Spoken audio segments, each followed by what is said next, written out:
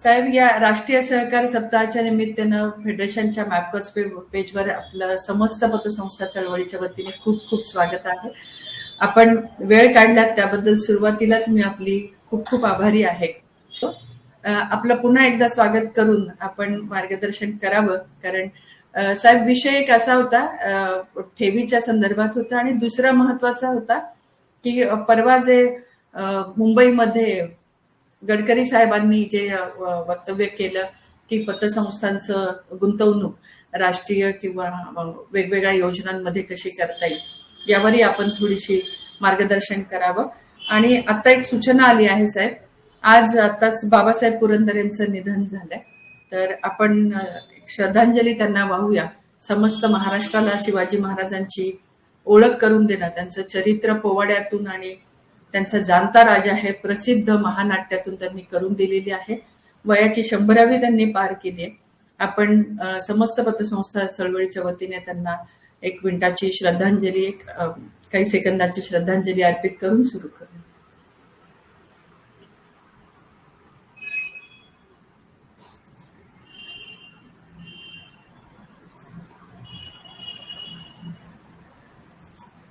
धन्यवाद. ओम शांती शांती.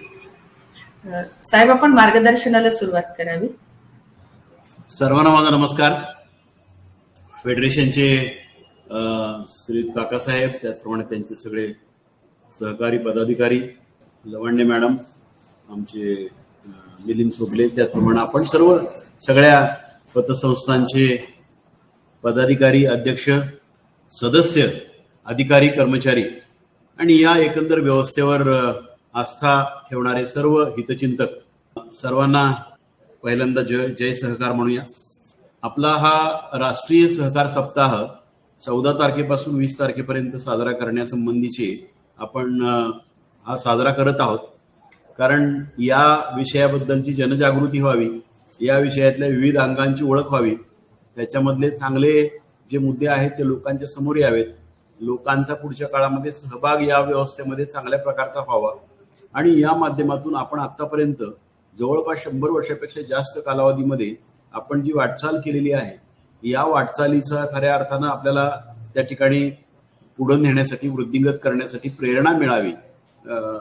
या संपूर्ण आतापर्यंतच्या वाटचालीचं सिंहावलोकन व्हावं आणि त्यामधून आपण एक चांगली व्यवस्था पुढच्या काळामध्ये आणखीन सुदृढ करण्यासाठी सर्वांनी योगदान द्यावं, सर्वांनी प्रयत्न करावे आणि सर्वांच्याच कल्याणासाठी, जनकल्याणासाठी आपण सर्वांनी काम करावं आणि या आर्थिक व्यवस्थापनाच्या माध्यमातून देशहिताचं आणि देशाचं एकंदर विकासाचं काम करण्यासाठी सर्वांनी कटिबद्धता दाखवावी, असा हा महत्वाचा उद्देश ठेवून हा सहकार सप्ताह आपण साजरा करतोय. पतसंस्था फेडरेशन नेहमीच यामध्ये लीड घेते आणि दरवर्षी संपूर्ण या सप्ताहामध्ये विविध प्रकारचे कार्यक्रम आयोजित करून या पतसंस्थांच्या माध्यमातून एक सहकार चळवळ किंवा सहकाराच्या माध्यमातून पतसंस्था चळवळ अशी बळकट करण्याचा जो प्रयत्न चाललाय तो निश्चितपणे चांगला आहे. आपल्याला जरी आपण वसुली हा विषय बोलणार असू तरी पण मला असं वाटतं की आपण या निमित्ताने थोडंसं मुक्त चिंतन या विषयाचं करणं गरजेचं आहे आणि त्या मुक्त चिंतनातून आपल्याला ज्या गोष्टी समोर येतात, ज्या गोष्टी आपल्याला समोर येतात त्याचा आपण विचार केला पाहिजे. त्याप्रमाणे मुक्त चिंतन करत असताना बऱ्याच गोष्टी आपण ज्या बघत असतो, मी नेहमी प्रत्येक वेळेला एक शब्द वापरतो, ज्या वेळेला कदाचित मागच्या वर्षी पण मी तो शब्द वापरला असेल, की आपण या संपूर्ण व्यवस्थेमध्ये काम करत असताना याचं स्वॉट अनालिसिस केलं पाहिजे. यातल्या स्ट्रेंथ, विकनेसेस, अपॉर्च्युनिटीज, थ्रेट्स याचा कंटिन्युअस आपण विचार केला पाहिजे. जर आपल्याला त्यामुळे आपल्याला कळू शकतं की या व्यवस्थेमध्ये खऱ्या स्ट्रेंथ कोणत्या आहेत आणि त्या स्ट्रेंथ आपल्याला वृद्धिंगत करण्यासाठी काय केलं पाहिजे, त्याचप्रमाणे विकनेसेस कोणते आहेत, आपण कशात कमी पडतोय आणि काय केलं पाहिजे ज्यामुळे हे आपल्याला आणखीन सुलभ करणं, अचूक करणं, पारदर्शक करणं शक्य होईल. त्याचप्रमाणे आता संधी ज्या आहेत त्या कोणत्या आहेत आणि अर्थातच धोकेही कोणते आहेत, याही गोष्टींचा आपण या निमित्ताने उहापोह करणं अतिशय महत्वाचं असतं. आता मी कालच पुणे जिल्हा बँक असोसिएशनच्या कार्यक्रमामध्ये व्हिडिओ कॉन्फरन्सवरून बोलत असताना हा मुद्दा प्रामुख्यानं मांडला. त्यांनी एक थीम यावेळेला घेतलेली आहे. त्यांनी थीम घेतलेली की स्ट्रेंथ कोणत्या आहेत, आपली बलस्थानं कोणती आहेत, त्यांचा लोकांच्या मध्ये प्रसार प्रचार करणं. मग आपल्या बँक अधिकाऱ्यांमध्ये, बँक कर्मचाऱ्यांमध्ये, सभासदांमध्ये, पदाधिकाऱ्यांमध्ये हितचिंतकांमध्ये एक वेगळ्या प्रकारचा मेसेज देऊन त्यांना या संपूर्ण व्यवस्थेप्रती त्यांची सकारात्मकता वाढवणे, योगदान वाढवणे, त्यांचा सहभाग वाढवणे असा उद्देश ठेवून त्यांनी हा कार्यक्रम आयोजित केला होता. त्यातही मी काही मुद्दे मांडले, आपल्याही पुढे मांडताना मी मांडेन. कारण मला असं वाटतं की या संपूर्ण व्यवस्थेचं आपण सिंहावलोकन करत असताना केवळ एका अंगावर विचार करणं इथपर्यंत आपल्याला अपेक्षित नाही, तर बहुअंगी विचार करणं, सर्वांगाने विचार करणं आणि त्यातून आपल्याला काय चुकतंय, काय बरोबर आहे याचा विचार करून पुढे जाणं. आता आपण स्ट्रेंथकडे जर बघत गेलो तर स्ट्रेंथमध्ये आपल्याला आतापर्यंत दिसतं की फार डाऊन टू अर्थ रीच किंवा जास्तीत जास्त खोलवर आपल्याला संपर्क व्यवस्था या पतसंस्थांच्या माध्यमातून आपण आर्थिक व्यवस्थापनामध्ये तयार करू शकलेलो आहे. त्याचप्रमाणे ही व्यवस्था आपण मागे चर्चा केली त्याप्रमाणे लोकाभिमुख आहे.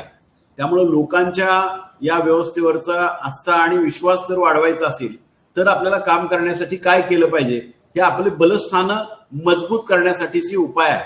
आणि त्याच्यावर आपण खऱ्या अर्थानं जर विचार करायचं ठरवलं तर आपल्याला या बलस्थानांमधले लोकाभिमुखता वाढवणं, आपले नेटवर्किंग चांगलं करणं, आपला लोकांशी असलेला संपर्क, मानवतेची आणि माणुसकीची वागणूक, सौजन्याची वागणूक आणि त्या माध्यमातून आपल्याला खऱ्या अर्थानं लोकांशी जोडणं, लोक आपल्याशी कनेक्ट होणं आणि लोकांची अर्थातच मी आता बोलल्याप्रमाणे विश्वासार्हता सतत संपादन करणं हा आजचा पहिला महत्वाचा मुद्दा आहे.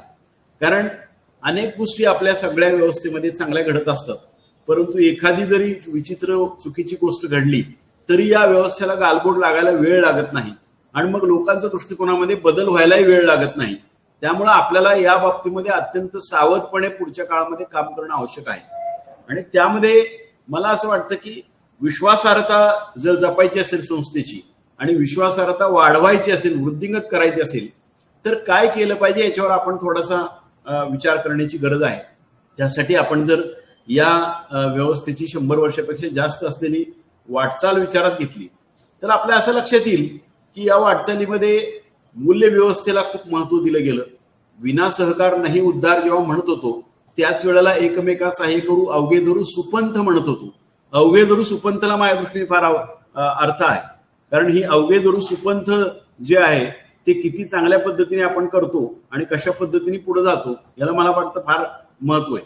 कारण शेवटी सगळ्यांना सुपंथावर नेणं, सगळ्यांची वाटचाल समृद्धीची, समाधानाची, आनंदाची करणं हे आपल्याला या व्यवस्थेतून कसं शक्य आहे याचा एक विचार करण्याचा हा मला वाटतं हा खूप महत्वाचा टप्पा आहे.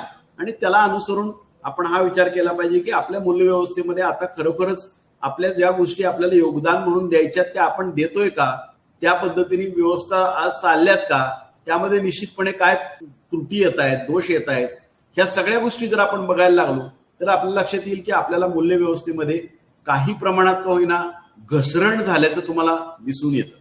मध्यंतरीच्या काळामध्ये पतसंस्थेमध्ये काही मोठ्या प्रमाणामध्ये तक्रारी झाल्या आणि त्या तक्रारीच्या अनुषंगाने तपासण्या झाल्या.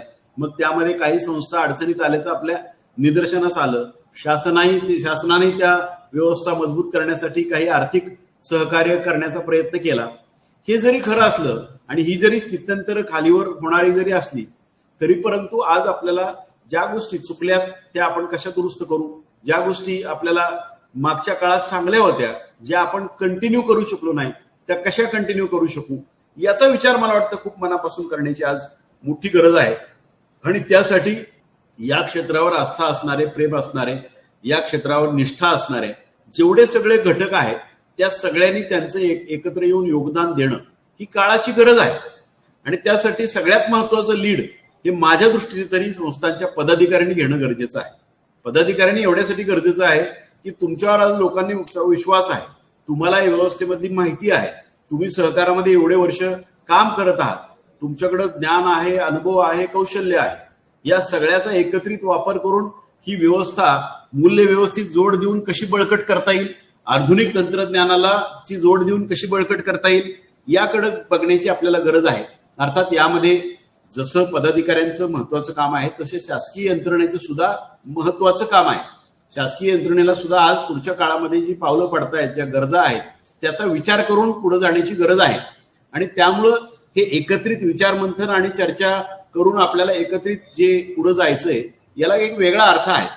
माझ्या दृष्टीने म्हणाल तर मला नेहमी असं वाटतं की सहकारी संस्थांचं मूळच खऱ्या अर्थानं एका समान तत्वावर समान विचाराने एकत्र आलेल्या लोकांनी त्यांच्या कौशल्य, अनुभव आणि ज्ञानाच्या आधारे चांगलं योगदान देऊन स्वायत्तपणे संस्था चालवणं आणि त्याचा खऱ्या अर्थाने वेगळा उपयोग करून घेणं हे मला वाटतं खूप महत्वाचं वाटतं. डॉक्टर पुरी यांचं जर तुम्ही पुस्तक वाचलं असेल, त्यांचं आत्मचरित्र, अमूल डेअरीचा जो प्रवास त्यांनी दिलेला आहे तो वाचला तरी तुमच्या लक्षात येईल की त्यांच्या दृष्टीने सुद्धा त्यांना असं वाटतं की इंटरफिअरन्स कमी असावा, हस्तक्षेप कमी असावा, स्वायत्तता खूप असावी. पण स्वायत्तता देत असताना त्याची जी चौकट आहे नैतिक मूल्यांची, विचारांची, आचारांची, ही सगळी चौकट आपल्याला कशी पाळता येईल याच्यावर मात्र खूप जोर देण्याची गरज आहे असं मला वाटतं. कालच मी बँक असोसिएशनच्या याच्यामध्ये सांगताना सांगितलं की संचालकांच्या भूमिका ह्या विश्वस्ताच्या असणं अपेक्षित आहे. आणि विश्वस्ताचे एवढ्यासाठी अपेक्षित आहे की तुम्हाला संचालक म्हणून त्या ठिकाणी, पदाधिकारी म्हणून त्या ठिकाणी काम करण्याची परमेश्वराने जी संधी दिलेली आहे, या संधीचं सोनं जनकल्याणासाठी आपल्याला करायचं आणि या संधीमधून आपल्याला खऱ्या अर्थाने एक चांगली व्यवस्था उभी केल्याचं, जीवनभर ती खऱ्या अर्थानं समृद्ध केल्याचं एक समाधान मिळवायचंय, आनंद मिळवायचा आहे. शेवटी माणसाचं जीवन हे दुसऱ्याला किती आनंद दिला, दुसऱ्याला किती समाधान दिलं, आपल्या संपूर्ण देशाचं आणि समाजाचं भलं करण्यासाठी काय काय केलं, या सगळ्या गोष्टीला फार महत्व आपल्या संपूर्ण व्यवस्थेमध्ये आहे. आणि म्हणून मला असं वाटतं की विश्वस्ताची भूमिका ही विश्वासाची भूमिका आहे आणि विश्वासाच्या भूमिकेवर जेव्हा असतो तेव्हा विश्वास पात्रता निर्माण होते, विश्वासार्हता निर्माण होते आणि त्यातून खऱ्या अर्थानं या चळवळीला, या तिथं काम करणाऱ्या सगळ्या लोकांना बळकटी येण्यामध्ये निश्चितपणे त्याचा उपयोग होतो असं मला मनापासून वाटतं. आणि म्हणून आपण याचा विचार करत असताना मी काल उदाहरण एक दिलं की या शेगाव जे संस्थान आहे गजानन महाराज, तिथं पाटील नावाचे मुख्य विश्वस्त होते. दुर्दैवानं त्यांचं काही महिन्यांपूर्वी निधन झालं. पण त्यांच्या कार्यकालामध्ये त्यांनी ज्या गोष्टी उभ्या केल्या, त्यांनी जे या व्यवस्थेमध्ये खऱ्या अर्थाने योगदान दिलं, याच्यातून आपण काही शिकण्यासारखं आहे असं मला जाणवलं. कारण 2-2.5 वर्षापूर्वी मी त्या संस्थांना पण भेट दिली होती. त्यांनी मला 41 प्रकारचे त्यांचे जे उपक्रम चालतात, जे खूप मोठ्या प्रमाणात जनकल्याणासाठी पण आहेत, भक्तांसाठी आहेत, भक्तांच्या सुविधांसाठी आहेत, हे सगळं त्यांनी दाखवल्यानंतर असं मला त्या ठिकाणी ट्रस्टीनी सांगितलं की हे पाटील जे मुख्य विश्वस्त आहेत ते संस्थेमध्ये, ट्रस्टच्या कार्यालयामध्ये चहा पाणी किंवा जेवण किंवा नाश्ता तिथलं काही घेत नाहीत, सगळं ते घरून आणतात. कारण ते म्हणतात इथलं जे आहे, इथं जे आलेलं आहे ते भक्तांसाठी आहे, असा गजानन महाराजांचा आदेश आहे, त्या प्रमाणात पण तो पाळला पाहिजे. मी माझ्या, आज मला योगदान देण्यासाठी, माझं सेवा करण्यासाठी, माझ्या हाताने जे घडेल चांगलं ते करून घेण्यासाठी मी आलेलो आहोत. तर माझं ओझं, मग ते जेवणाचं, नाश्त्याचं, चहाचं, कुठलंही आर्थिक जे काही ओझं आहे हे संस्थेवर नको, माझं मी घरून आणेन आणि खाईन, असा जो भाव आहे ना, हा आपल्याला प्रेरित करणारा असतो असं माझं मत. आणि त्याला खूप महत्व आहे. आज काही ठिकाणी बघतो वातावरण फार विचित्र दिसतं. मी कुठल्या संस्थेचे नाव घेऊन बोलणं या ठिकाणी उचित नाही, पण लोक येऊन सांगतात किंवा माहिती देतात, साहेब संचालक मंडळी नाश्ता आणि जेवण सुद्धा संस्थेच्या खर्चाने करतात, ते घरी सुद्धा घरी जे सकाळी करायचे ते इथे येऊन करतात. हे ऐकून जरा वाईट वाटतं. वाईट एवढ्यासाठी वाटतं की या गोष्टीमध्ये आपली विश्वासार्हता आणि आपला एकंदर ट्रस्टी म्हणून, विश्वस्त म्हणून जी भूमिका आहे ती करण्यामध्ये आपण कमी पडतोय असा त्यामागचा मुद्दा येतो. आणि म्हणून मला असं मनापासून वाटतं की ही भूमिका घेऊन आपण पुढे जायचंय की मला या संस्थेतून काही घ्यायचं नाहीये, मला या संस्थेद्वारे लोकांना काहीतरी द्यायचंय, चांगल्या पद्धतीचे लोक उभे राहावेत, त्यांचं आर्थिक व्यवस्थापन, समृद्धी त्यांच्या जीवनामध्ये निर्माण व्हावी आणि त्यामधून आपण देशकार्य, राष्ट्रकार्य खऱ्या अर्थाने करावं, अशा पद्धतीचा विचार या विश्वस्ताच्या जेव्हा मनामध्ये येतो तेव्हा खऱ्या अर्थानं आपण त्यांचा आदर्श ठेवून पुढे चालतो आणि त्यामधून आपण ही व्यवस्था बळकट करण्याचा प्रयत्न करू शकतो. त्यामुळे ही भूमिका आपण कशा पद्धतीने पुढच्या काळात निभावणार याचा विचार आपण केला पाहिजे. अर्थात ही भूमिका निभावण्यासाठी केवळ ज्ञान आणि अनुभव महत्वाचा नसून आपला दृष्टिकोन महत्वाचा आहे, आमच्या मनातले विचार महत्वाचे आहेत. माझ्या हातून सत्कर्म घडावं, माझ्या मनामध्ये सद्भावना निर्माण व्हाव्यात, माझ्या हातून चांगले सदाचार घडावेत, ही मनापासून स्वीकारलेली भूमिका येणं हे फार महत्वाचं आहे. दुसरा महत्वाचा मुद्दा मला असं दिसतो विश्वासार्हतेच्या दृष्टिकोनातून, तो पारदर्शकतेचा आहे. आपण किती पारदर्शक पद्धतीने काम करतो याला खूप महत्व आहे असं मला वाटतं.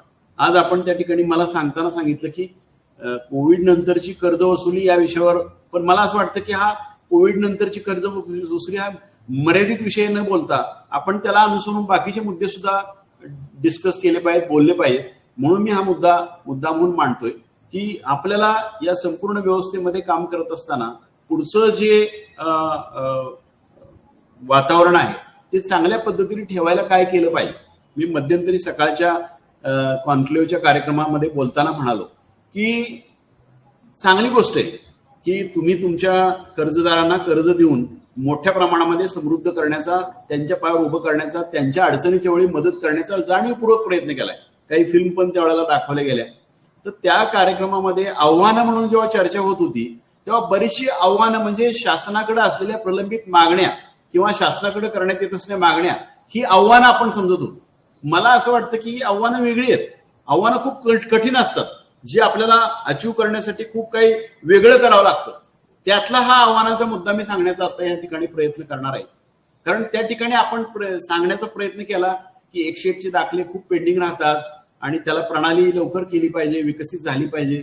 मला मान्य आहे आणि ते करण्यामध्ये आपण आता प्रयत्नशील पण आहोत. मध्यंतरी कोविडच्या काळामध्ये थोडीशी त्याला गती मंदावली, पण आपण आता पुन्हा ती स्पीडअप करू. कारण मलाही वाटतं की प्रत्येक गोष्ट पारदर्शक पद्धतीने होत असताना आपण याला थोडंसं अनुसरून थोडं आणखीन विस्तारून बोलायचं. म्हणून मला काही मुद्दे तुमच्या पुढे मांडायचे. एक सुरुवातीला मागच्या वर्षी पण मी कदाचित बोललो होतो हा मुद्दा, मी पुन्हा त्याचा पुनरुच्चार करतोय की आपण आपल्या सभासदाला कर्ज देतोय. आपला सभासद हा संस्थेचा एक घटक आहे, तर त्याला कर्ज देताना त्याला एक प्रशिक्षण छोट्या प्रकारचं देणं, त्याला सगळ्या त्याच्यातल्या प्लस मायनस बाजू समजावून सांगणं, त्याच्या जामीनदाराला नीटपणे सांगणं, या गोष्टी अतिशय प्रभावीपणे आपल्याला करण्याची गरज असते. कारण ज्या ज्या ठिकाणी आपण माहिती व्यवस्थित देतो त्याला त्यातले परतफेडीचे आणि सगळे मुद्दे व्यवस्थित सांगतो, त्यावेळेला त्याच्यामध्ये खऱ्या अर्थाने एक काही प्रमाणात का होईना एक भाव निर्माण करण्याचा प्रयत्न करत असतो की मला अडचणीच्या वेळेला संस्थेने मदत केली आहे, संस्थेच्या परतफेडीबद्दलचं मी जागरूकता ठेवली पाहिजे, हा विचार त्याच्या मनामध्ये निर्माण होतो. आणि तो माझ्या दृष्टीने फार महत्वाचा आहे की काही देशांमध्ये असं मला सांगण्यात आलं होतं पूर्वी सुद्धा की कर्जदाराला सुद्धा प्रशिक्षण देण्याची व्यवस्था आहे. त्या कार्यक्रमामध्ये सांगताना बऱ्याच ठिकाणी सांगितलं की कर्जदारांचे मेळावे आणि कर्जदारांच्या बाजूने खूप चर्चा होती. माझं म्हणणं त्याही वेळेला होतं, कर्जदार असो की ठेवीदार असो, शेवटी हा सभासद आहे आणि तो संस्थेचा एक घटक आहे. त्याला विश्वासात घेऊन त्याला पुढं नेऊन पुढं आपण त्या ठिकाणी ठेवून जर आपण चर्चा केली योग्य पद्धतीने योग्य प्रकारे आणि त्यातून आपण ही मेसेज देऊ शकलो की ही बाबा संस्था तुझी आहे. त्यासाठी मी त्या राजकोट जिल्हा मध्यवर्ती बँकेचं पण उदाहरण दिलं होतं, जे नाबार्डच्या लोकांनी आम्हाला सांगितलं होतं की त्या बँकेची मागच्या 10 वर्षामध्ये 100% वसुली आहे आणि गेले 5 वर्ष त्यांना 5 लाखाचं अवॉर्ड त्यासाठी मिळतं. आणि ते कसं निर्माण झालं हे बघताना मात्र त्यांनी सांगितलेला मुद्दा मी या ठिकाणी पण सांगेन की त्या बँकेच्या कार्यक्षेत्रात राहणाऱ्या एका शेतकरी सभासदाला जेव्हा प्रश्न विचारला बँकेच्या या नाबार्डच्या माणसानी किंवा तुमच्या दुष्काळाच्या किंवा अडचणीच्या वेळेला सुद्धा तुम्ही वेळेत परतफेड करता, हे कसं काय जमतं तुम्हाला, तर त्यांनी सांगितलेलं उत्तर आमच्या दृष्टीने महत्वाचं आहे. तो म्हणाला या नाबार्डच्या अधिकाऱ्यांना की ही बँक आमची आहे, आम्ही या बँकेचे सभासद आहोत. बँक वृद्धिंगत होणं, त्याची समृद्धी निर्माण होणं, त्याची वाटचाल चांगली होणं हे आमच्यासाठी प्रतिष्ठेचं आणि मानाचं आहे. आमच्या पुढच्या जीवनकालासाठी ते आवश्यक आहे. आमच्या आर्थिक समृद्धीमध्ये, आमच्या आर्थिक अडीअडचणीच्या वेळी मदत करण्यासाठी ही संस्था चांगली राहणं हे आम्हाला फार महत्वाचं वाटतं. म्हणून आम्ही रिपेमेंट सुद्धा त्यांचं वेळेत करतो. तर मला सांगण्याचा मुद्दा हा आहे की हा जो भाव निर्माण होतोय त्या सभासदाच्या मनामध्ये, जो आपलेपणाचा आहे, आस्था असण्याचा आहे, परतफेडीची जाणीव असण्याचा आहे, त्या संस्थेच्या हिताबद्दलचा आहे, हा विचार निर्माण करणं हे आमच्या पुढचं खरं आव्हान आहे असं मला वाटतं. आव्हान हे असं आपल्याला असलं पाहिजे की जे खरंच अवघड आहे पण ते निरंतर राहील. मला आव्हान असं वाटतं की एखादी गोष्ट आपण अचीव्ह केली तर ती निरंतर पण राहिली पाहिजे. म्हणजे हा भाव सभासदांच्या आणि बँकेच्या सगळ्या लोकांच्या मनामध्ये जो आपण निर्माण करू या निमित्ताने, तो भाव आपल्याला निरंतर कायम ठेवला तर संस्थेची समृद्धी, संस्थेचा विकास, संस्थेची प्रगती हे आपल्याला निरंतर राहिलेली दिसेल.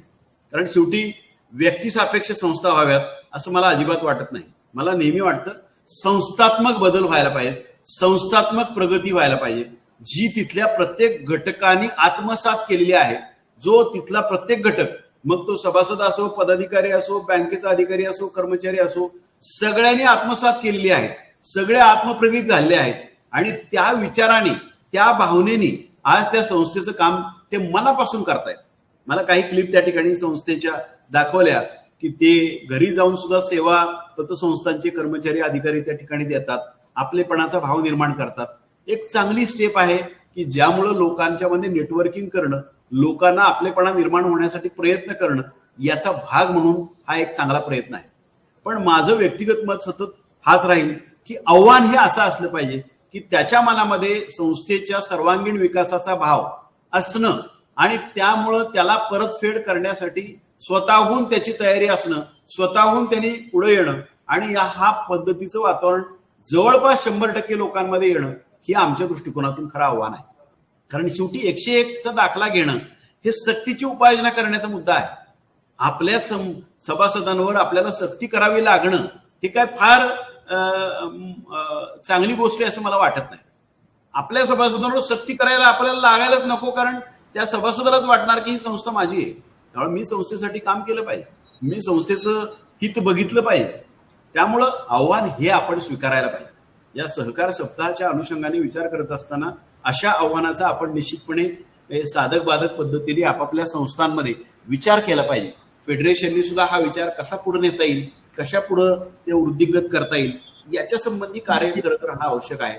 कारण तुम्ही ही वाटचाला समृद्ध करत असताना पुढच्याही काळात त्याची समृद्धी कायम टिकावी यामध्ये आपलं खरं यश आहे, यामध्ये आपलं खरं समाधान आहे. कारण पुढच्या पिढ्या आमच्याकडे आशेने बघतायत.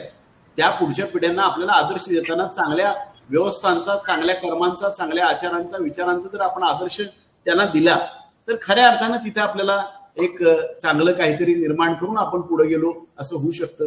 कारण मी मागे पण सांगितलं होतं की तुम्ही, मी, प्रत्येक माणूस हा जन्माला येतो आणि त्याची शेवटची श्वास घेतो. त्या मधल्या काळामध्ये कसा जगतो, काय देतो समाजाला, काय कॉन्ट्रीब्यूट करतो, कशा पद्धतीने करतो, काय विचार मनात बाळगतो, याला खऱ्या अर्थानं आपण आयुष्याची यशस्वीता मानावी आणि ती आपण खरंच मनात ठेवावी असं आपली संस्कृती सांगते, अशी आपली संतांची विचारधारा सांगते. आणि म्हणून त्या विचारधारेला अनुसरून, त्या विचारधारेच्या अनुषंगाने आपण जरी विचार करत गेलो आणि पुढे ती व्यवस्थित करत गेलो खूप काही महत्वाच्या गोष्टी घडतील असं मला वाटतं. मी मध्यंतरी, मला आठवत नाही पण बहुतेक मी एका कुठल्या तरी कार्यक्रमामध्ये आता नवीन जो सुप्रीम कोर्टचा निर्णय झाला 97वे घटना दुरुस्तीचं रद्द केलं आणि पुढे काय करायचं याच्या संबंधी आपल्याला आता विचारमंथन चालू आहे. आपण हे कायद्यामध्ये काय करायला पाहिजे, काय नको, असे काही बदल त्या ठिकाणी सुचवलेले आहेत. त्यांचा अंतिम अजून निर्णय व्हायचा आहे. पण तरीही त्यातल्या काही मुद्द्यांचं मला सुतवाच करणं या ठिकाणी उचित समजतो मी. त्यातला महत्वाचा मुद्दा असा होता, मी मागे एकदा चर्चा करताना सांगितलं होतं की लेखापरीक्षण हा संस्थेच्या आरोग्याच्या दृष्टिकोनातून फार महत्वाचा मुद्दा आहे. The health of the institution is dependent upon the proper audit. जर लेखापरीक्षण चांगलं झालं आणि त्यामध्ये सगळ्या प्रशासकीय आणि आर्थिक बाबीचा तपासणी योग्य पद्धतीने होऊन त्यावरचे रिमार्क योग्य पद्धतीने आले तर ती खऱ्या अर्थानं आपल्या दृष्टिकोनातून फार महत्वाची बाब आहे. मध्यंतरीच्या काळात जेव्हा 97व्या घटना दुरुस्तीनंतर बदल झाले त्यामध्ये आपण हे अधिकार, तिथे ऑडिटर जो नेमायचा आहे तो सहकार आयुक्तांनी पॅनल निर्माण केलेलं जे आहे त्यातला नेमायचा आहे, पण तो जनरल बॉडीनी त्या ठिकाणी ठराव करून तो नेमायचा आहे. अशा पद्धतीची विचारधारा, अशा पद्धतीचा नियम आपण घालून दिला होता. मध्यंतरीच्या काळात असं लक्षात आलं की मग ऑडिटर नेमताना काही संस्था त्या ठिकाणी त्यांच्या पसंतीचा जो ऑडिटर नेमतात तो त्यांचे दोष झाकतो, तो त्यांचे दोष दाखवत नाही आणि त्यामुळे हे दोष कंटिन्यू होतात, मोठे होतात आणि मग नुकसान होतं त्या संस्थेचं. मग आपण सहकारी बँका असो, पतसंस्था असो, आणखी वेगळ्या प्रकारच्या सहकारी साखर कारखाने असो, दूध संस्था असो, सूतगिरण्या असो, अशा आपल्याला त्या ठिकाणी कोसळताना दिसले. तर त्यामध्ये असं दिसून आलं प्रामुख्यानं की लेखापरीक्षण पूर्वी हे सरकारी यंत्रणेकडे होतं. नंतरच्या काळामध्ये आपण ही, मी आता सांगितल्याप्रमाणे पॅनल तयार करून मग त्यातले ऑडिटर नेमून करण्याचं होतं. आता यातला एक सुवर्ण मध्य आपण प्रस्तावित करण्याचा या ठिकाणी प्रयत्न केलेला आहे. मध्यंतरी असा एक प्रयत्न झाला होता की ई प्रकाश नावाची एक प्रणाली आपल्याकडे आणलेली होती आणि त्या ई प्रकाश प्रणालीचा हेतू असा होता की संस्थेने ऑडिटर नेमू नये, सहकार आयुक्तांनी किंवा निबंधकांनी पण आयुक्त नेमू नये. त्यांनी त्या रॅन्डमली त्या सिस्टीम मधूनच एक ऑडिटर त्या संस्थेला दिला जावा, ज्यांनी ते ऑडिट करावं. मग ते क्लास ऑफ ऑडिटर्स आणि क्लास ऑफ संस्था वगैरे सगळं विचारात घेऊन करण्याचा जो प्रयत्न आहे तो आपण करण्याचा प्रस्ताव त्या ठिकाणी केला, ज्यामुळं ऑडिटर खऱ्या अर्थानं त्याचा दोष दाखवेल. आणि मी असं संस्थाचा एक पाईक म्हणून, संस्थेचा एक हितचिंतक म्हणून, पदाधिकारी सदस्य म्हणून, अधिकारी कर्मचारी म्हणून मी असा विचार करेन की माझे दोष दाखवले पाहिजे आणि ती योग्य वेळी दाखवले पाहिजेत, ज्यामुळे मी ह्या चुका करणार नाही. मग ते शासनाचे निर्णय काय आहेत, कायद्यातल्या तरतुदी काय आहेत, सर्क्युलर्स आणि मॅन्युअल्स मधल्या तरतुदीचा विचार घेऊन हे कामकाज योग्य की अयोग्य, चुकीचं का बरोबर, त्यामध्ये त्रुटी काय आहेत वगैरे सगळ्या गोष्टी आपल्या समोर आल्या पाहिजे. मग आपण काहीही व्हायलेशन केलं असलं तरी ते लपवून ठेवण्याची काही गरज नाहीये. एनपीए पासून प्रत्येक गोष्ट लपवण्याची काही गरज नाहीये. आपण चुकीचा प्रॉफिट, चुकीचा नफा दाखवून लोकांना काहीतरी डिव्हिडंड दिल्याचं समाधान देण्याचे काही अर्थ नाही. कारण ज्या गोष्टी योग्य आहेत, ज्या गोष्टी बरोबर आहेत त्याच आपण केल्या पाहिजेत, तर खऱ्या अर्थानं संस्थेचं हित आपल्या हातून जपलं जाणार आहे. अन्यथा संस्थेचं हित, संस्थेचं अहित होणार. आणि संस्थेचं अहित होणं म्हणजे कितीतरी मोठ्या प्रमाणात संख्येने लोकांचं अहित होणं, यासाठी आपण कारणीभूत ठरणं, अशा सगळ्या या चक्रामध्ये आपण अडकतो. आणि म्हणून माझं म्हणणं असं आहे की ऑडिट हे झालं पाहिजे. जे माझं ऑफिस असो, सहकारी संस्था असो, आणखीन काही असो, ऑडिट झालं पाहिजे. त्यात व्यवस्थित दोष त्यांनी दाखवले पाहिजे. त्या दोषाची जाणीवपूर्वक वाचन झालं पाहिजे, अभ्यास झाला पाहिजे, पूर्तता झाली पाहिजे, त्याचा पुनरुच्चार, त्याची पुनरावृत्ती होणार नाही याचा विचार आपण केला पाहिजे. तर खऱ्या अर्थानं आपण ही संस्था, ही व्यवस्था आपण दृढ करू. कारण आपल्या संपूर्ण कायद्यामध्ये अनेक गोष्टी ज्या आपल्याला घालून दिल्या दंडक म्हणून, ऑडिट कधी करावं, ते जनरल बॉडी पुढे ठेवावं, वाचावं वगैरे वगैरे, बाकी अनेक गोष्टी त्यात दिलेल्या आहेत. किती SLR असावा, एनपीए किती असावा, व्याजदर किती ठेवावा वगैरे वगैरे. खूप या सगळ्या गोष्टी आपण देण्याचं कारण काय आहे याचा विचार आपण केला पाहिजे. की ह्या सगळ्या गोष्टी, आर्थिक व्यवस्थापन संस्थेचं नीट राहावं, त्यामध्ये आर्थिक शिस्त राहावी आणि त्या अनुषंगाने समदृष्टी राहावी, सगळ्यांना समान पद्धतीची वागणूक असावी, अशा पद्धतीचा विचार त्यामध्ये होता आहे. आणि म्हणून त्या ठिकाणी आपण अशा पद्धतीचे काही गोष्टी दिलेल्या आहेत आणि त्या आपल्याला ऑडिटमधनं दाखवल्या जातात. तर माझी तुम्हाला अतिशय मनापासून विनंती आहे की ऑडिटर जो येईल तो सगळे दोष काय असतील ते त्याने काढू द्या. त्या दोषांची व्यवस्था, त्या दोषांचं व्यवस्थित वाचन होणं, अभ्यास होणं, सर्वांना माहिती होणं. ठीक आहे, आपण चुकू शकतो, काय चुकलं कळालं तर दुरुस्त होईल, त्याची पुनरावृत्ती होणार नाही. पण चुकलेलं माहिती असून ते लपवून ठेवणं, ते पुढं झाकून ठेवणं, हे आपल्या दृष्टिकोनातून त्या संस्थेच्या हिताचं नाही. कारण मी कालच्या कार्यक्रमात बोलताना म्हणालो की एखादी पतसंस्था बुडाली तर त्याच्यावर अवलंबून असलेले अनेक आज त्या ठिकाणी ठेवीदार विशेष करून असतात की ज्यांच्या ठेवी आपल्याकडे एका विश्वासाने, एका हेतूने, चांगला काय नफा मिळेल, व्याज मिळेल या हेतूने का होईना ते ठेवलेलं जे आहे त्याच्या विश्वासार्हतेला तडा जाणं हा एक मुद्दा आहे. पण त्याचा जो कष्टाचा पैसा आहे, जो ज्या कारणासाठी त्यांनी तो साठवलेला, संचित केलेला आहे, ते कारण त्याचं गेल्यामुळं या माणसांची मानसिक स्थिती, या माणसांच्या आयुष्यामध्ये निर्माण होणारे धक्के फार मोठे असतात. आपण विचार करू शकत नाही बऱ्याचदा की किती मोठा धक्का असू शकतो. एखाद्याने एखाद्याच्या आरोग्यासाठी पैसे जमावलेले आहेत आणि आज ती पतसंस्था, बँक बुडाली आणि तिथं आता त्याला पैसे मिळत नाहीत किंवा खूप कमी मिळत आहेत, अशी काही अवस्था असेल तर त्याची मानसिक अवस्था काय.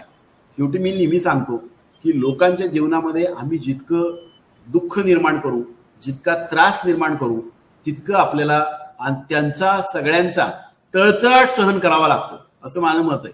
कारण भगवान गौतम बुद्धांचं हे म्हणणं आहे की लोकांना आपण जर जे देत असू तेच उलट आपल्याकडे येत असतं. त्यामुळे लोकांना देताना आपण आनंद द्यावा, समाधान द्यावं, नाही काय करता आलं तर किमान त्रास तरी देऊ नये, एवढी भूमिका तरी मनामध्ये आपण ठेवली तर लक्षात येईल की माझं ऑडिट नीट करणं न करणं, मी लक्ष न देणं, आर्थिक व्यवस्थापन नीट न ठेवणं, याचा परिणाम उद्याच्या काळामध्ये अनेक ठेवीदारांचं नुकसान होण्यामध्ये आणि त्यांचं तळतळाट होण्यामध्ये आहे. तो तळतळाट येणं खरंच चांगलं नाहीये, संस्थेसाठी तर नाही पण व्यक्तिगत जीवनासाठी सुद्धा चांगलं नाही. कारण शेवटी आमच्याकडं आमचं संचित आहे, आम्ही काय साठवतो आयुष्यामध्ये, आमच्या आयुष्याच्या ताळेबंदामध्ये नक्की काय जमा होतं याचा जर आपण मनापासून विचार केला तर तुम्हाला लक्षात येईल की आपल्याला या सगळ्या गोष्टी अतिशय गांभीर्याने घेतल्या पाहिजेत, मानवतेच्या दृष्टिकोनातून विचार केला पाहिजे. शेवटी बघा, तुम्ही त्या ठिकाणी पदाधिकारी असाल, बँकेचे मॅनेजर, कर्मचारी, आणखीन कुणी असाल पतसंस्थांचे, तर त्या ठिकाणावर तुम्हाला एक संधी परमेश्वराने मला असं वाटतं उपलब्ध करून दिली की तुमच्या हातून या व्यवस्था नीट चालवल्या जाव्यात आणि त्यातून जनहिताचं, जनकल्याणाचं, राष्ट्रहिताचं, आर्थिक व्यवस्थापनाचं अतिशय मोलाचं काम घडावं म्हणून कदाचित तुम्हाला त्या ठिकाणी संधी मिळालेली आहे. या संधीचं सोनं करत असताना या सगळ्या गोष्टीचा विचार आपण मनापासून केला पाहिजे असं मला वाटतं. कारण व्यवस्था येत असतात, त्यामधून आपल्याला सगळे नियम आणि अटी, मग त्या ठेवीबद्दलचे नियम आहेत, व्याजाबद्दलचे नियम आहेत. मध्यंतरीच्या काळामध्ये नियामक मंडळ आलं, नियामक मंडळाने काही गोष्टी घातल्या.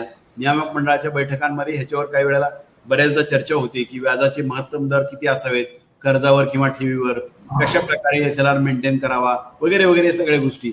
या सगळ्या गोष्टी मी पुन्हा सांगतो, ह्या सगळ्या संस्थेच्या हितासाठी करतो.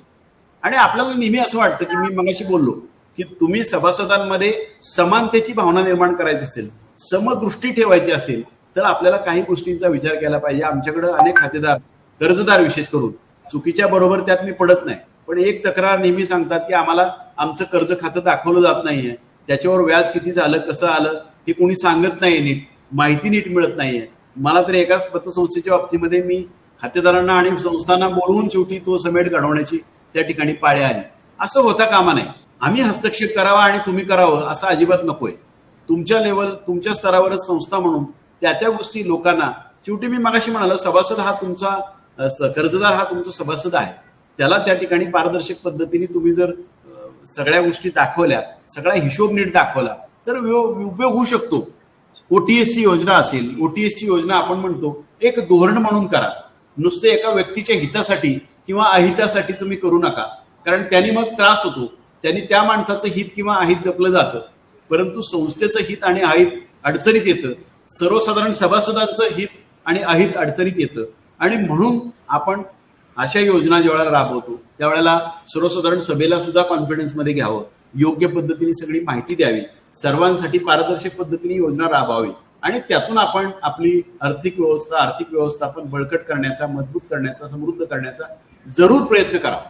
तर त्या अनुषंगाने आपण विचार पुढच्या काळात करत राहिलो तर आपल्याला असं दिसेल की एकंदर आपल्या संपूर्ण व्यवस्थेमध्ये पारदर्शकता यायला लागली, अचूकता यायला लागली, लोकांचा विश्वास वाढायला लागला. लोकांना शंका निर्माण होणं, मनात शंका आली की हा पण काहीतरी लपवतोय, मनात काहीतरी निर्माण झालं की काहीतरी लपवतोय, की माणसाचा विश्वास मग डळमळायला लागतो, कमी व्हायला लागतो.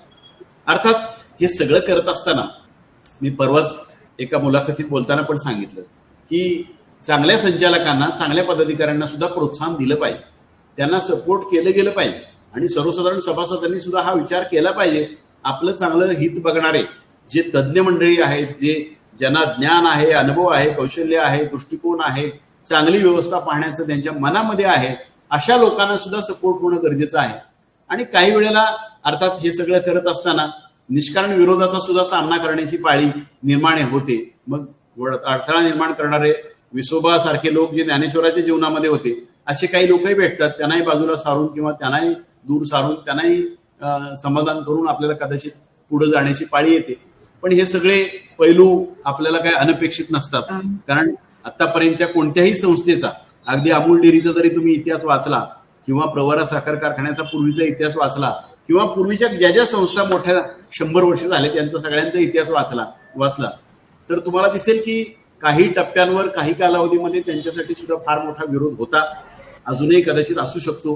त्या सगळ्या विरोधातून वाटचाल करून त्यांनी एक समृद्धी बघण्याचा, सभासदांचं हित बघण्याचा एक जाणीवपूर्वक प्रयत्न त्यांनी मला वाटतं केलेला आहे, तो आपण त्या निमित्ताने सुद्धा. तर या संपूर्ण व्यवस्थेमध्ये विचार करत असताना आपण जर ही पावलं टाकताना एक वेगळा विचार आणि चांगल्या पद्धतीचा विचार करून आपण पुढे गेलो तर मला असं वाटतं की ही व्यवस्था वृद्धिंगत करण्यामध्ये, अर्थात मी सांगतोय हे काही मुद्दे वानगी दाखल आहेत, असे अनेक मुद्दे जे तुमच्या मनात पण असतील, त्या परिस्थितीला आणि त्या ठिकाणच्या व्यवस्थेला अनुकूल अशा पद्धतीच्या चांगल्या ज्या गोष्टी आहेत त्या आपण केल्या पाहिजेत. मी मागच्या डेलिब्रेशन मध्ये सुद्धा कदाचित हे सांगितलं होतं की काही संस्था, काही उपक्रम अत्यंत चांगल्या पद्धतीने राबवत असतात, विशेषतः ठेवीदारांसंबंधी, कर्जदारांसंबंधी, OTS संबंधी, आणखीन काही त्यांच्या बिझनेस ऍक्टिव्हिटीच्या अनुषंगाने. तर या सगळ्या गोष्टींचा सुद्धा विचार आपण केला पाहिजे. फेडरेशनला मी असं विनंती या निमित्ताने करेल की बेस्ट प्रॅक्टिसेस काय काय आहेत त्याची सुद्धा माहिती संकलित करण्याचा जरूर प्रयत्न करावा. त्याचं सार्वत्रिकरण करण्याचं, सगळ्यांपर्यंत पोहोचवण्याचा सुद्धा प्रयत्न करावा, जेणेकरून त्या ठिकाणी जे चांगले उपक्रम चालले, ज्यांचा लोकांना, जनसामान्यांना, त्या बँकेच्या सभासदांना, कर्जदारांना, ठेवीदारांना फायदा झाला, अशा गोष्टी आपण जर लोकांपर्यंत घेऊन जाऊ शकलो तर त्याचा सुद्धा विचार मला वाटतं या निमित्ताने आपण करायला पाहिजे, ज्यामुळं खऱ्या अर्थानं एकमेकास सहाय्य करू अशा पद्धतीचा मूलमंत्र आपल्याला त्या ठिकाणी प्रत्यक्षात आणण्याचं समाधान सुद्धा त्यामुळे मिळणार आहे. तर त्यामुळं मला असं वाटतं की या संपूर्ण व्यवस्थेमध्ये आपण वाटचाल करत असताना ह्या बेसिक मुद्द्यांचा जरी विचार करत राहिलो आणि त्यातून आपल्याला एक चांगली व्यवस्था निर्माण करता आली तर खूप चांगलं होईल असं मला वाटतं. नियामक मंडळाच्या माध्यमातून प्रयत्न करत असताना सगळ्यांचं सहकार्य आणि सगळ्यांचं योगदान या व्यवस्थेमध्ये आम्हाला खूप अपेक्षित आहे, ज्यामुळं आपल्या सर्वांच्या प्रयत्नातून पुढच्या काळामध्ये ही वाटचाल चांगली करण्यामध्ये आपण निश्चित वाटचाल करू शकू. मगाशी तुम्ही उल्लेख केला गडकरी साहेबांच्या काही योजनांचा, त्याचा सुद्धा आपण एकत्रित बसून विचार करण्यामध्ये काहीच गैर नाही. किंबहुना आपण, माझी तर पूर्ण तयारी आहे की आपण विचार करू शकू. मला माहित नाही की योजना नक्की त्यांनी जी मांडलेली आहे ती प्रत्यक्षात कशी आपल्याला त्या ठिकाणी अंमलात आणायची आहे. त्याच्या बाकी सगळ्या साधक बाधक मुद्द्यांवर आपण चर्चा करून पुढे कसं जायचं हे आपल्याला निश्चित करणं शक्य हे होईल असं मला वाटतं. तर त्याचाही विचार करावा. कोणत्याही नवीन संकल्पना, ज्या ज्या गोष्टी या सगळ्या व्यवस्थेमध्ये काळानुरूप बदल म्हणून आपल्याला स्वीकारायच्यात त्या आपण स्वीकारण्याचा जरूर या ठिकाणी प्रयत्न करण्याची गरज आहे असं मला वाटतं. किंबहुना ती काळाची गरज आहे. त्या व्यवस्था त्या ठिकाणी बदलत गेल्यात. जसं मी म्हणालो 101च्या दाखल्याचं संगणकीकरण हा आमच्या पुढे आता टॉप प्रायोरिटीचा मुद्दा आपण एवढ्यासाठी घेतोय. आपल्यालाही वाटतं की सगळ्या गोष्टी जेवढ्या संगणकीकरून मॉनिटरिंग, चांगलं मॉनिटरिंग करून आणि पारदर्शक पद्धतीने लोकांना दिल्या जातील याचा विचार केला पाहिजे. मध्यंतरी मी आमच्या अधिकाऱ्यांना सुद्धा जे 101चे दाखले इश्यू करतात त्यांना ते लवकर द्यावे एवढंच नुसतं सांगितलं नाही, तर ते देत असताना कशा पद्धतीच्या आपल्या चुका होत आहेत, काय चुका होत आहेत, काय आपण दुरुस्त केलं पाहिजे, कशामुळं कर्जदार किंवा संस्थेवर अन्याय होणार नाही, या गोष्टी बघण्यासाठी काही सविस्तर सूचना सुद्धा मी काही तक्रारदार जे आमच्याकडे येत होते, काही सामाजिक कार्यकर्ते येत होते, त्यांच्या सूचनांचा विचार करून आपण त्या सूचना काढलेल्या आहेत. कारण ही शेवटी क्वाझी ज्युडिशियल अर्धन्यायिक अशी प्रक्रिया आहे आणि अर्धन्यायिक प्रक्रियेमध्ये आपण या सगळ्या व्यवस्थांमध्ये पारदर्शकता ठेवणं आणि सगळ्यांना त्यांचं म्हणणं मांडण्याची, पुरावे सादर करण्याची योग्य संधी देणं अत्यंत आवश्यक असतं. त्याचाही विचार त्यामध्ये आपण करत असतो. आणि मला असं प्रत्यक्ष नेहमी असं वाटतं की एखादी संस्था किंवा एखाद्या कॅटेगरीची संस्था विचारात घेऊन आपण धोरण म्हणून ठरवू शकत नाही. आपल्याला सर्वसमावेशक असं धोरण ठरवत असताना सगळ्या घटकांना विचारात घेतलं पाहिजे. आणि घेत असताना मी आता सुरुवातीला जे बोललो की विकनेसेस काय आहेत त्याच्यावर सुद्धा आपल्याला निश्चितपणे कॉन्सन्ट्रेट केलं पाहिजे. कारण मी सांगितलं की एखाद्या घटनेमुळे जरी गालबोट लागलं तरी ती व्यवस्था आणि व्यवस्थेवरचा विश्वास लोकांचा कमी होत असतो. आणि म्हणून मला असं वाटतं की आपण तो विश्वास वृद्धिंगत करण्यासाठी, चांगल्या पद्धतीने ठेवण्यासाठी या संस्थांमध्ये जर काही चुकीच्या गोष्टी घडत असतील तर त्या सुद्धा लवकर समोर आणल्या पाहिजेत. त्यावर सुद्धा त्यांच्याशी बोललं पाहिजे. फेडरेशन सारख्या माध्यमातून आपण एकत्र येत असताना बऱ्याचदा आपल्याला कोणत्या संस्थेमध्ये काय चुका होत आहेत किंवा गैरप्रकार होत आहेत याची जर आपल्याला माहिती मिळाली तर ती आपल्याला योग्य वेळी योग्य फोरमवर आणणे, चर्चा करून तो संपवणे हे आपल्याला खूप महत्वाचं आहे. 100 संस्था चांगल्या चालल्या, 121 संस्था नीट चालत नाहीये, 121 संस्थेबद्दल चर्चा होणारच नाही यासाठी काळजी घेणं हे खरं मला वाटतं आव्हान आहे. आणि ते आव्हान आपण कशा पद्धतीने पुढे पार पाडतो याच्यावर पुढची वाटचाल खूप अवलंबून आहे. मला कल्पना आहे की आपली प्रत्येक संस्थेची आर्थिक सक्षमता वाढणे, समृद्धी वाढणे या गोष्टी जशा महत्वाच्या आहेत तशा यामध्ये मध्यंतरी आपण चर्चा काही प्रमाणात करण्याचा प्रयत्न केला. इथून पुढे हे आपण करतोय की ठेवींना संरक्षण देण्यासारखा ग्राहक हिताचा जो मुद्दा आहे त्याच्याबद्दल सुद्धा आपण कशा पद्धतीने पुढे जायचंय याच्या संबंधी सुद्धा एक प्रेझेंटेशन पुढच्या काळामध्ये लवकरच सगळ्या पतसंस्थांच्या फेडरेशनला बोलून आपल्याला करण्याचा आपला मानस आहे. तो एवढ्यासाठी आहे की सर्वांना सर्वसमावेशक असं धोरण व्हावं, सर्वांनी ते स्वीकारावं आणि सर्वांनी ते पुढे नेण्यासाठी कटिबद्धता दाखवावी हा आपला त्याच्यामधला हेतू आहे. कारण जे सगळं जे आपण स्वीकारतो, मनापासून स्वीकारतो, त्याची कटिबद्धता आपल्यामध्ये निर्माण होते आणि ती कटिबद्धता आपल्याला खऱ्या अर्थानं पुढच्या काळामध्ये या चांगल्या गोष्टी करण्यासाठी प्रेरित करते असं म्हटलं तर ते वावगं ठरणार नाही. मला साधारण जे मुद्दे वाटले ते मी मांडण्याचा जाणीवपूर्वक या ठिकाणी प्रयत्न केलेला आहे. एक मुद्दा जो वेगळा आहे पण तोही मांडण्याचा मी प्रयत्न करतो. लेवांडे मॅडम, तुम्हाला काय म्हणायचंय का? नाही सर, कंटिन्यू करा. एक मुद्दा वेगळा मांडायचा आहे जो ऍक्च्युली या आर्थिक व्यवस्थापनाशी निगडीत नाहीये, पण तरी मला वाटतो, कारण जो आमच्या सहकार खात्यामध्ये आपण सांगण्याचा अधिकारी कर्मचाऱ्यांचा ना मी जाणीवपूर्वक प्रयत्न केलेला आहे. मी नेहमी करत असताना आर्थिक दृष्ट्या मदत करण्याचं ध्येय तर ठेवलेलंच आहे आणि त्या दृष्टिकोनातून तुम्ही कामही करत आहात. मी आता असं म्हणतो की जीवनात समृद्धी आणत असताना केवळ आर्थिक मदत न करता आणखीन काही मदत करता येईल का या लोकांना, असा एक मनामध्ये निश्चय होणं, असा एक भाव निर्माण होणं, असा एक मला वाटतं खूप महत्वाचा मुद्दा मानवतेच्या दृष्टिकोनातून मला वाटतो, तो म्हणजे अवयवदान. मी आमच्या सहकार खात्यातल्या सगळ्या लोकांना मी सांगितलं की माझं स्वतःचं अवयवदानाचा संकल्प मी 2016 साली केला. त्यानंतर मी सगळ्या लोकांना पण त्या वेळेला सांगितलं की तुम्ही अवयवदानाचे संकल्प करा, कारण शेवटी हा देह आहे, हा आपण आपल्या जीवन कार्यासाठी खर्च केलेलाच आहे, लोकांचंही भलं करण्याचा खर्च केलेला आहे.